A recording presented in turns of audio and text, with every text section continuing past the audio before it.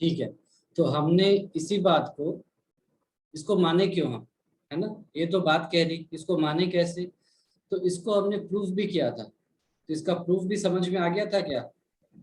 Yes sir. इसका proof समझ में आ गया था, 2 केस लेके किए थे, तीसरा मैंने यहाँ पर छोड़ दिया था।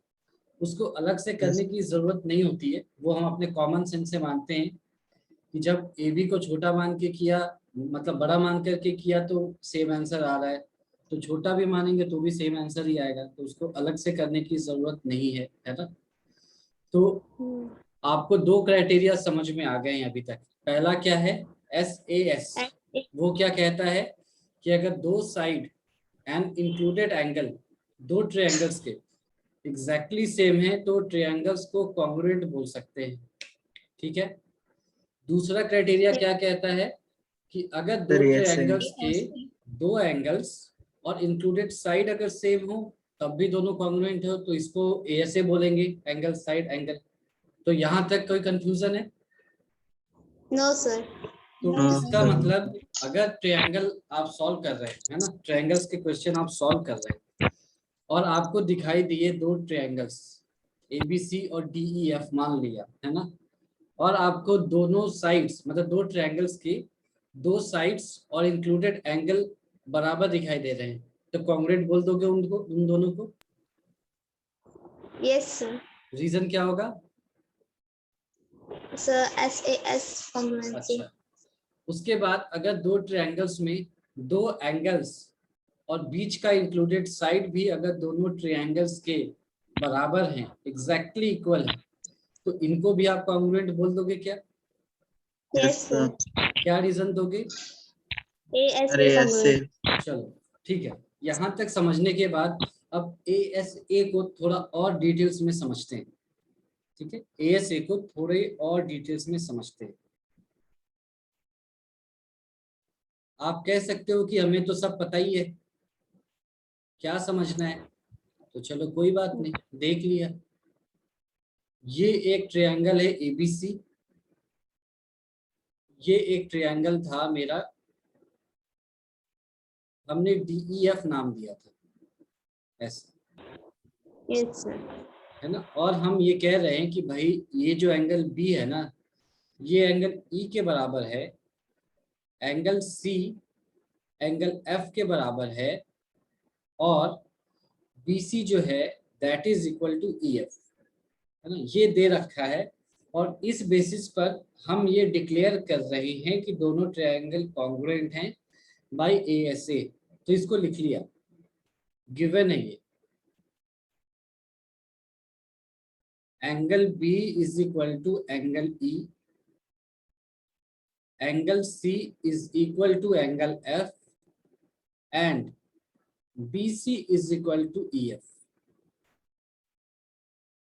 आपका क्वेश्चन होगा कि ये सारी बातें तो कल ही पढ़ चुके थे ना, आज क्यों पढ़ रहे हैं, क्या मतलब है? तो हमने कहा चलो देखते हैं। अब मान लो इस एंगल को मैं, अच्छा एंगल B की वैल्यू कहां से कहां तक हो सकती है, एंगल B की वैल्यू कहां से कहां तक हो सकती है, क्या रेंज हो सकता है उसका? हाँ सर 0 to 90 के बीच में। 0 to 90, 90 से ज्यादा नहीं हो सकती, फिगर देख के मत बोलो। Acute angle. नहीं, फिगर देख के मत बोलो, मैं तो ऐसे ही मैंने बना दिया, एक्यूट ऐसे ही बना दिया था।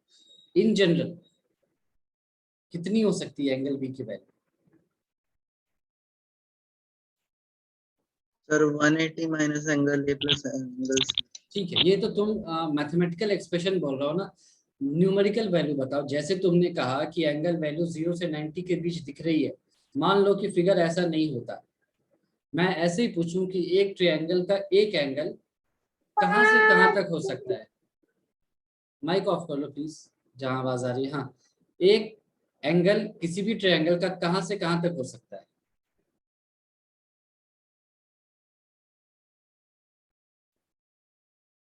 बताओ, किस मिनिमम वैल्यू से ज्यादा और किस मैक्सिमम वैल्यू से कम होना चाहिए? 260। नहीं, ऐसा नहीं, 60 से ज्यादा एंगल नहीं हो सकता क्या? हो सकता है बिल्कुल। किस मिनिमम वैल्यू से ज्यादा होना चाहिए किसी एंगल को, पहले तो ये बताओ। 0। हाँ, 0 नहीं हो सकता, क्यों? क्योंकि अगर एक एंगल 0 हो गया तो दो एंगल का सम 180 है, तो पैरेलल हो जाएंगे। दिख रहा है? Yes, अगर sir. एंगल बी 0 हो गया, angle A plus angle B plus angle C क्या है? 180। अगर एंगल बी 0 है तो क्या हो जाएगा? Angle A plus angle C 180। तो हमने अभी लास्ट चैप्टर में पढ़ा था कि दो एंगल्स 180 हैं सेम साइड, तो वो पैरेलल हो जाएंगे। तो मिनिमम वैल्यू 0 से ज्यादा होनी चाहिए एक ट्रायंगल की। ये समझ में आ गई बात Yes, sir. सभी को? Yes, sir. अच्छा, मैक्सिमम कितनी हो सकती है? 360 Sir, सॉरी 360 तो एक ट्रायंगल का ही नहीं 180 होता। सर 180 180 से कम, यानी कि 0 से ज्यादा और 180 से कम होना चाहिए। समझ में आ गया ये? yes, sir. ये आपसे कोई भी पूछे कि भाई मेरे पास एक ट्रायंगल है, उसका कोई भी एंगल हमने पकड़ा, उसकी मिनिमम वैल्यू किससे ज्यादा होनी चाहिए और मैक्सिमम वैल्यू किससे कम होना चाहिए, तो आपको बोलना होगा कि 0 से ज्यादा होनी चाहिए और 180 से कम होना चाहिए। 180 हो गया तो बाकी दोनों एंगल 0 हो जाएंगे, तो फिर वो ट्रायंगल नहीं बनेगा, एक लाइन रह जाएगा सिर्फ। तो समझ में आई इतनी सारी बातें? Yes, sir. ठीक है, तो इसका मतलब एंगल बी को मैं 0 से 180 के बीच में कुछ भी मान सकता हूँ। तो मान लिया Yes, कि sir. ये एंगल 30 डिग्री रहा होगा, मान लो ऐसे, 40 मान लो, कुछ भी मान सकते हैं हम, ऐसे ही मान रहे हैं, है ना? क्यों मानना भी बताएंगे। इसको 40 मान लिया, तो अगर एंगल बी 40 है तो एंगल ई की वैल्यू 40 ये भी 40 होगा, मान रहे हो ना? Yes, sir. तो चलो मान लिया यहाँ पर 40 मान लिया। अच्छा, तो अगर एंगल सी की वैल्यू मैं 60 मान लूं तो एंगल एफ की वैल्यू 60 60 डिग्री, इसको भी मान लिया। मान लो कि ये दोनों इंफॉर्मेशन दिए हुए थे। अगर ऐसा है तो एंगल ए की वैल्यू 30 18. 80 डिग्री होगी क्या? Yes, sir. यस तो और एंगल डी की value 80 degree. Sir 80 degree 80 degree. आपको कुछ दिखाई दे रहा है यहाँ पर क्यों इसको किया मैंने ऐसे? देखो क्यों किया, फिर से बताता हूँ। क्वेश्चन में क्या दिया था? एंगल बी एंगल ई के बराबर है, एंगल सी एंगल एफ के बराबर है, लेकिन हमने ध्यान से देखा तो हमें पता चला कि एंगल ए और एंगल डी भी बराबर है। दिख रहा है आपको? Yes, sir. तो इसका मतलब अगर मैं ये कहूँ कि अगर इस थ्योरम को, जैसा आप कह रहे हो कि दो एंगल और इंक्लूडेड साइड सेम होने चाहिए दोनों ट्रायंगल्स के, तो एएस ए से कॉन्ग्रुएंट होगा। अगर आप ध्यान से अभी भी दोनों ट्रायंगल्स को देखो, एबीसी और डीईएफ को, और मैं ऐसा कहूँ कि कोई भी दो एंगल और कोई भी एक साइड बराबर हो जाए, तो फिर दोनों ट्रायंगल्स कॉन्ग्रुएंट होंगे, ऑब्वियसली करेस्पॉन्डिंग साइड, है ना? Yes. तो कोई भी दो एंगल और एक साइड अगर बराबर हो जाते हैं दोनों ट्रायंगल में, तो ट्रायंगल्स कॉन्ग्रुएंट कहलाते हैं। सही कह रहा हूँ क्या? Yes, sir. सर है ना? फिर से एक बार सुन लिया कि कोई जरूरी नहीं है कि दोनों इक्वल एंगल्स के बीच वाला साइड ही सेम होना चाहिए। अगर मान लो कोई भी दो एंगल और एक साइड सेम है दो ट्रायंगल्स में, तो हम ट्रायंगल्स को कॉन्ग्रुएंट कह सकते हैं। क्यों ऐसा है? क्योंकि sum of angles of a triangle 180 होते हैं। तो अगर दो एंगल सेम हैं तो बाय डिफॉल्ट थर्ड एंगल भी बराबर होगा दोनों ट्रायंगल्स का। ये समझ में आ गई बात? Yes, sir. है ना? ये बात Yes, समझ sir. में आ गई अच्छे से कि अगर दो एंगल Yes. सेम है तो तीसरा एंगल भी जरूर बराबर होगा दोनों ही ट्रायंगल्स में। क्यों? क्योंकि तीनों एंगल का सम 180 है। ठीक है, तो इस बात को हम लिख लेते हैं पहले। तो क्या लिखा कि if two angles of two given triangles are equal,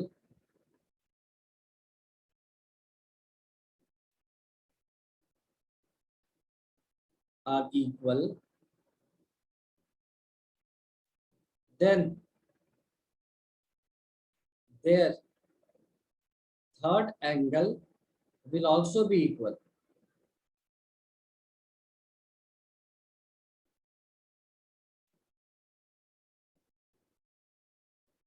ये अग्री कर रहे हैं सभी कि if two angles of two given triangles are equal, then their third angle will also be equal. ठीक है ये? Yes, sir. तो अगर ऐसा है तो हम अपने आप को कंस्ट्रेंट यानी सीमित नहीं रखेंगे ASA पर कि दो एंगल और बीच का साइड ही बराबर होना चाहिए। हम आगे लिखते हैं therefore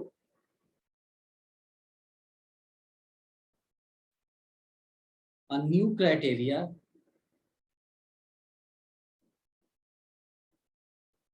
can be stated from this. इससे एक नया क्राइटेरिया हम बना सकते हैं। कैसे, उसको आप ध्यान से देखना। क्राइटेरिया है थर्ड, इसका नाम है, चलो नाम तो बाद में देंगे, इसको ड्रॉ कर लिया।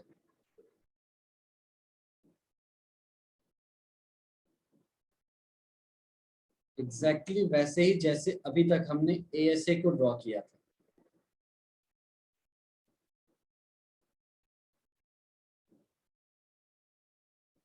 वही पुराना ट्रायंगल फिर से बनाया, एंगल बी को एंगल ई के बराबर किया, BC को हमने EF के बराबर किया, लेकिन अब इंक्लूडेड एंगल को छोड़ दिया, कहा कि ये भी अगर बराबर है ना तो भी काम चल जाएगा। ठीक है क्या? Yes, sir. ठीक है, तो इसका नाम देखो कैसे देंगे, एंगल फिर साइड, दिख रहा है? Angle Yes. फिर एंगल फिर से साइड, तो क्या नाम आएगा इसका? AAS. Angle, हाँ। angle, side. इसका नाम आया AAS। ऐसा AS. ऐसे आया है ना। इससे पहले क्या था, एंगल साइड एंगल, तो ASA था, यहाँ एंगल साइड। तो ये याद रखो, ये पैटर्न याद रखोगे आप, है ना, एंगल साइड ऐसा ही आना चाहिए। तो इसका डेफिनेशन हम लिख लेते हैं। इसमें लिखा कि any two pair of angles and one side, One pair of. या वन, हाँ ठीक है चलो, one pair of corresponding side, one pair of corresponding sides are equal, then the triangle, sorry यहाँ then the triangles are said to be congruent, are said to be congruent।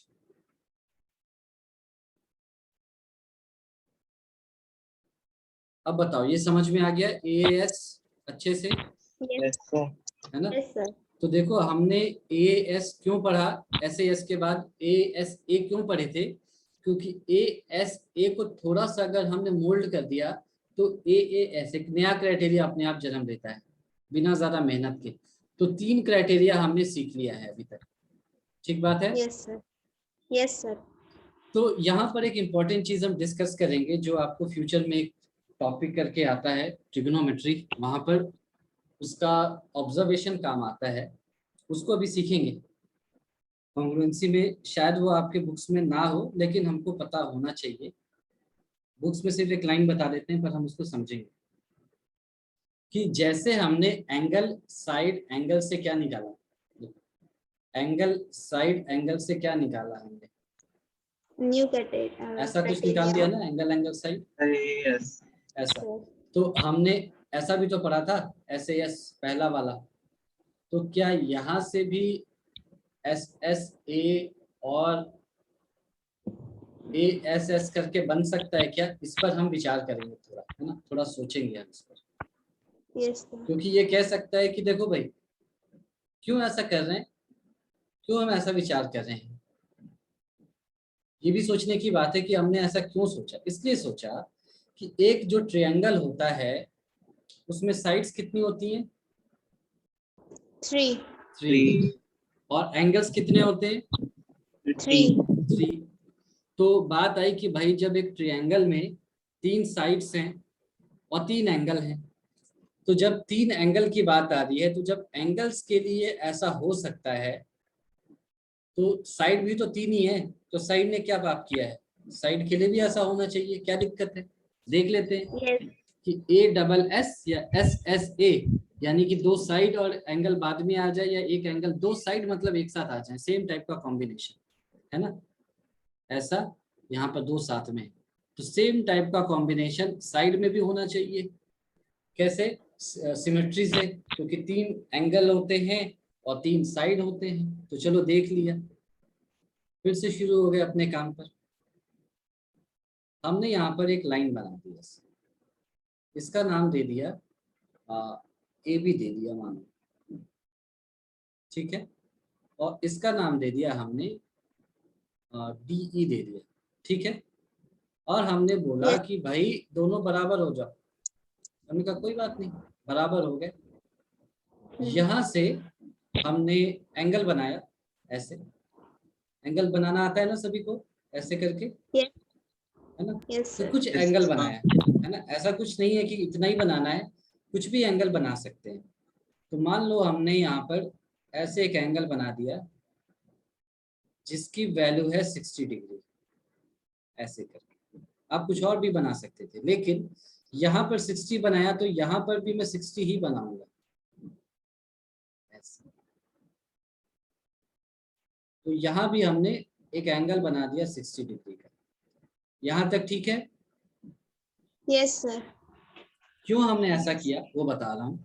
क्योंकि हम क्या चाहते हैं, इस टाइप का कुछ आ जाए, एंगल साइड साइड या साइड साइड एंगल आ जाए, इसीलिए हमने ऐसा किया। तो एंगल बराबर हो गया, साइड बराबर हो गया। अब मेरे पास क्या हमको बराबर करना होगा?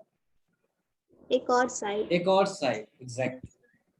तो हमने इस बी को सेंटर माना, कंपास लिया, है ना। कंपास तो सबने देखा होगा लाइफ में, देखा है? Yes. Yes, Yes. sir. चलो, तो उसके 2 एंड पॉइंट्स होते हैं या एक ही होता है? Sir, 2 होते हैं. 2 होते हैं। एक में क्या रखते हैं? Yes. पेंसिल. और एक में क्या होता है? पॉइंटर रहता है सेंटर का. अच्छा, मेटल का पॉइंटर है। तो बी पर क्या रखेंगे? पेंसिल वाला एंड रखेंगे ना? नो सर, पॉइंटर रखेंगे. अच्छा, ये बात समझ में आती है सबको? Yes sir. तो देखो ध्यान से, बी पर हमने क्या किया? पॉइंटर रखा और पेंसिल वाले को ओपन रखा यूज करने के लिए, ठीक है। और हम क्या Yes, बनाएंगे? एक आर्क बनाएंगे, ऐसे। दिख रहा है सभी को एक आर्क ऐसा कुछ बनेगा? Yes sir. अच्छा, इसको मान लो P है, इसको मान लो Q है। दिखा सबको या नहीं दिखा? ये बताओ, 2 आर्क ऐसे बनेगा क्या? Yes sir. बाकी लोग बोल नहीं रहे हो यार, नहीं दिख रहा है क्या? कंपास भूल गए? Yes, sir. देख रहे हो? अब मान लो मैं Q को B से ज्वाइन कर दूं ऐसे, और P को भी ज्वाइन कर दूं। ये फिगर थोड़ा अच्छा नहीं बना है, तो आप थोड़ा कंफ्यूज हो सकते हैं। आप मुझे बता सकते हो कि BP और BQ में क्या सिमिलैरिटी है? BP एंड BQ में कुछ सिमिलैरिटी होगी क्या? दोनों का लेंथ सेम है। दोनों का लेंथ सेम होगा। सही पकड़े हो क्या? सही बात है? सही बात है ना? BP इक्वल टू BQ होगा? Yes sir. बताओ भाई। Yes sir. ये सबसे इंपॉर्टेंट पॉइंट है आज का। ये समझ में आ रहा है सभी को कि कंपास का एक एंड लिया, आर्क बनाया। वो आर्क मैंने बहुत खराब बनाया है, तो शायद आपको इक्वल ना दिखे, पर आर्क बनने के बाद एक तरह से सर्कल जो बनता है, तो उसके रेडियस से, सेंटर से सारे रेडियस बराबर होते हैं। तो BP और BQ रेडियस हो गए, तो BP is equal to BQ होगा। दिख रहा है क्या? Yes sir. अब एक जादू देखो। जादू क्या है कि एक लड़के ने क्या किया, E से ट्रायंगल बनाया। BP का लेंथ कुछ होगा, मान लो x है, x सेंटीमीटर। तो यहाँ से x सेंटीमीटर बना दिया ऐसे करके, x सेंटीमीटर, इसका नाम दे दिया f। वो कहेगा कि इसको मान लो p ही रख लो ताकि कंफ्यूजन ना हो आपको, p। वो कहेगा कि मेरे पास एक ट्रायंगल है जिसका एक एंगल 60 है, साइड DE है और P जो है x सेंटीमीटर है, और आपको यहाँ पर PAB में भी दिख रहा होगा ऐसा। Yes sir. अच्छा, कोई लड़का ऐसा है वो कहेगा कि, तो मैं कौन सा गलत कह रहा हूँ, वो ऐसे करेगा। ये फिगर थोड़ा सा खराब बनेगा तो उसके लिए एक्सक्यूज करना मुझे।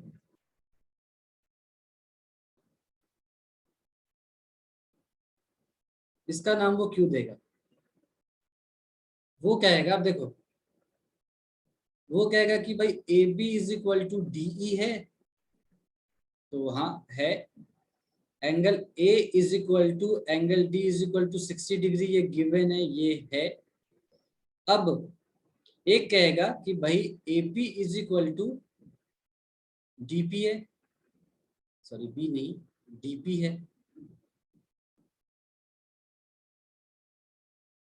देखो AP is equal to, AP नहीं, सॉरी सॉरी सॉरी, ये गलत कर दिया, एक मिनट। वो कहेगा कि PB is equal to PE है, तो सही कह रहा है क्या? Yes sir. तो एंगल साइड से वो कहेगा कि भाई तीन चीज तो आप कहते थे ना प्रूफ करने के लिए, हमने प्रूफ कर दिया। This implies triangle APB is congruent to triangle DPE। देखो P मैंने सेम रखा है, कंफ्यूजन ना हो इसलिए। SSA या ASS सही है क्या यहाँ तक? Yes sir. Yes. है ना, सही है ना यहाँ तक? Yes sir. यस अच्छा, सर। तभी दूसरा लड़का खड़ा हो गया। उसने क्या की यहाँ पर? उसने यहाँ पर बगावत की। उसने यहाँ बगावत की। क्या बगावत की वो देखो। उसने कहा मैं इन दोनों बातों को मानता हूँ लेकिन अगली बात को नहीं मानूंगा। तो पूछा क्या? उसने कहा कि PB जो है वो तो QE के बराबर है। तो सबने कहा कि बात तो ये भी सही है, QE के बराबर है, मानते हो ना? Yes, आर्क ही sir. तो है, आर्क ही तो है ये भी, Yes. तो ये भी है। तो ये कहेगा कि फिर इसका मतलब ये है कि triangle APB is congruent to triangle DEQ by ASS। और क्योंकि APB दोनों में कॉमन है, इसका मतलब कि triangle DPE is congruent to triangle DEQ। अब देख लो ऐसा है क्या? DPE Yes. और DQE बराबर हैं क्या ट्रायंगल? Yes sir. हैं? Yes, DPE और DQE कॉन्ग्रुएंट हैं क्या? एग्जैक्टली सेम है, ओवरलैपिंग yes, है, sir. ओवरलैपिंग है, दिख रहा है? Yes. किसको किसको दिख रहा है कि DPE, यहाँ लिख देता हूँ, DPE एंड DQE को अगर मैं कट करके एक के ऊपर एक रखूं तो एग्जैक्टली ओवरलैप कर जाएंगे। दिख रहा है?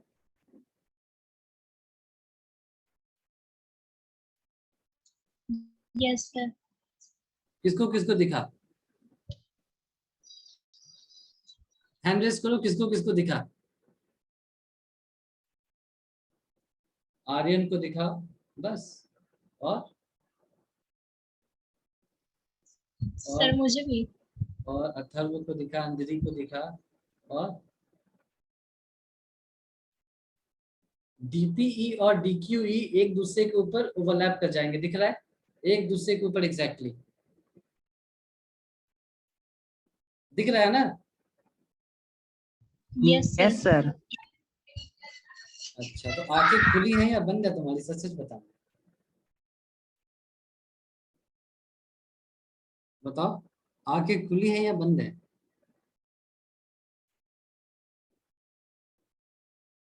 बताओ भाई जल्दी से। सर खुली है। तो DPE और DQE एक दूसरे के ऊपर ओवरलैप करेंगे क्या?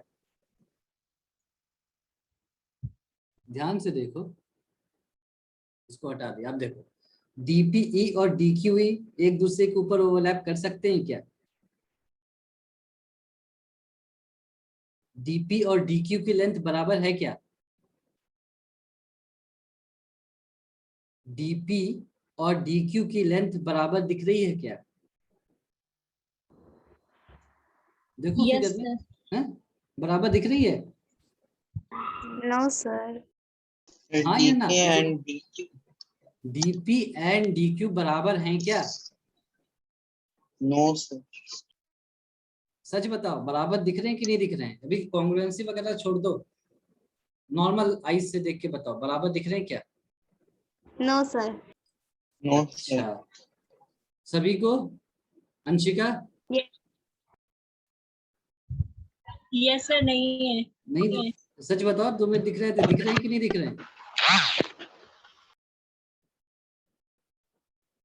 दिख रहे हैं कि नहीं दिख रहे हैं? अभी मैं और भी क्लियर कर दूंगा, थोड़ा कंफ्यूज मत हो। DP is equal to DQ दिख रहा है कि नहीं दिख रहा है? हाँ या ना? No sir. No ठीक है, sir. लेकिन PE is equal to QE ये दिख रहा है? Yes sir. सच बताओ। देखो, मैं क्या कह रहा हूँ क्या नहीं कह रहा हूँ उस पर मत सोचो, तुम अपने दिमाग से, अपनी आंखों से देखो भाई। DP और DQ अलग है ना, मानते हो ना? लेकिन यस सर। PE और QE बराबर हैं, क्योंकि PE क्या है? PB है और QB है। तो ये दोनों arc of the same circle हैं, मतलब radii of the same circle हैं, तो ऑब्वियसली बराबर होंगे। यहाँ तक समझ में आया? Yes sir. तो ये जो हमने बगावत की, यहाँ पर बगावत हुई, ये क्यों हुआ? इसके रीजन को समझो पहले, उसको, उसके रीजन को समझना होगा। मैं बताता हूँ, अभी समझ में आ जाएगा 2 मिनट में। हमने क्या कहा था, एक ट्रायंगल में कितने साइड्स होते हैं? 3। 3। और एक ट्रायंगल में कितने एंगल्स होते हैं? 3। 3. अच्छा, इन दोनों में से रेस्ट्रिक्शन किसके ऊपर होता है, साइड्स के ऊपर या एंगल्स के ऊपर? सोच करके बताना कि एक ट्रायंगल के तीनों साइड्स के ऊपर रेस्ट्रिक्शन होता है या एंगल के ऊपर कोई रेस्ट्रिक्शन होता है? सोच करके बताना।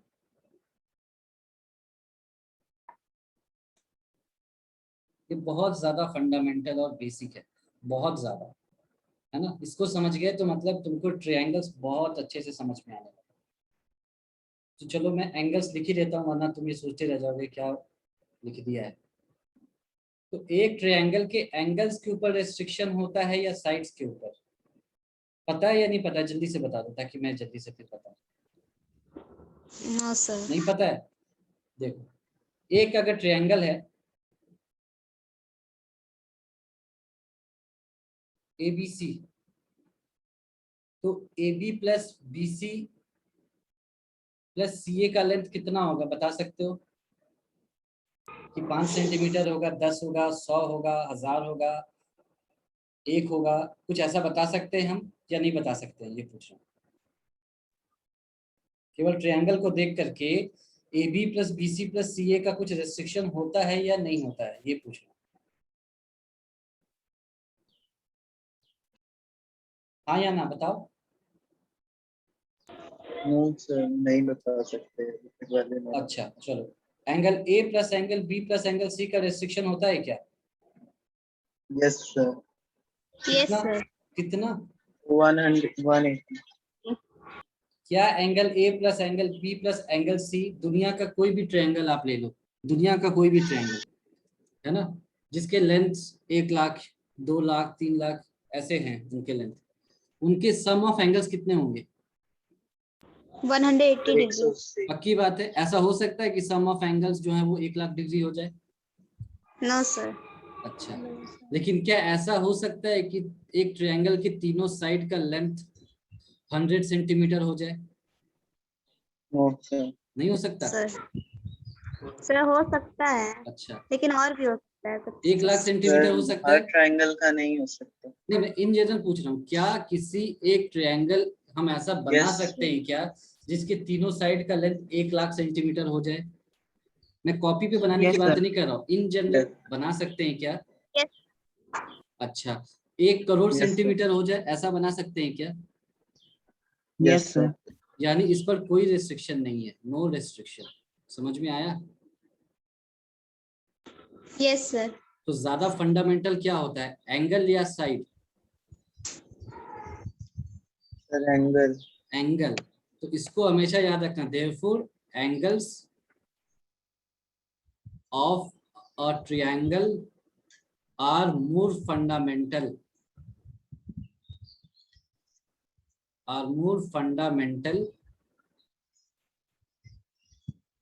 compared to sides of a triangle।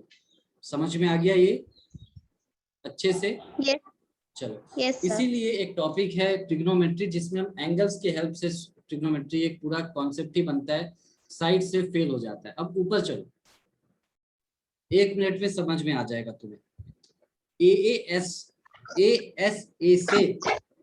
AAS क्यों आ गया था? क्योंकि सम ऑफ एंगल्स 180 होता है, इसीलिए आया था। ठीक है? Yes, sir. अच्छा, अब नीचे में क्या प्रॉब्लम हो गई? जब हम साइड की बात कर रहे थे तो साइड में देखो कि, प्लीज माइक ऑफ करो। देखो साइड में, अंधेरी अपनी माइक ऑफ करो। साइड में ऐसा कोई रेस्ट्रिक्शन नहीं है कि, देख सकते हो तुम कि अगर ये ट्रायंगल होता, जैसे अगर साइड लेंथ AP है आपका, या मतलब BP है, तो आपका ट्रायंगल क्या बनता है? AP और AB और PB, ऐसा बनता। और अगर सेम लेंथ ही रखते आप तो BQ भी बन सकता था, है ना? सेम लेंथ है, कोई अंतर नहीं है। तब आपको मिलता AQ, AB और BQ, अलग अलग ट्रायंगल्स मिलते हैं। आपको दिख रहा है? Yes, sir. है ना? यानी ये वाला लेंथ, दो साइड को बराबर रखने के बाद भी और एक एंगल को बराबर रखने के बाद भी आपको 2 अलग अलग ट्रायंगल्स मिलते। ये बात समझ में आ गई? Yes, sir. है ना? देख लो, Yes. इन दोनों ट्रायंगल्स में आप देख लो, AB और P में 2 साइड कॉमन है और एक एंगल कॉमन है, मतलब सेम है। उसी तरह से AB और Q में 2 साइड्स बराबर हैं और एक एंगल बराबर है, लेकिन ये ट्रायंगल्स कॉन्ग्रुएंट नहीं है, अलग अलग है। दिख रहा है? Yes, क्यों है sir. ऐसा? क्योंकि साइड्स में कोई रेस्ट्रिक्शन नहीं होता और हमने रेस्ट्रिक्शन माना था, इसीलिए गड़बड़ हो गए थे। इसीलिए ASS एग्जिस्ट नहीं कर सकता और SSA भी एग्जिस्ट नहीं कर सकता। समझ में आ गई बात? Yes, This sir. implies ASS and SAA ये दोनों ही does not exist। ये अच्छे से समझ में आ गया या कोई कंफ्यूजन है अभी भी? Sir, आ गया. अच्छे से आ गया? ये आपको भले एग्जाम में ना पूछा जाए, मे बी एक ऑब्जेक्टिव में पूछ लिया जाए, लेकिन ये आपको बिल्कुल पता होना चाहिए एज अ मैथमेटिक्स स्टूडेंट कि एक ट्रायंगल में angle is always more fundamental than its sides, because sum of angles of a triangle is 180 degree, whereas there is no such restriction on sum of sides of a triangle in general। जब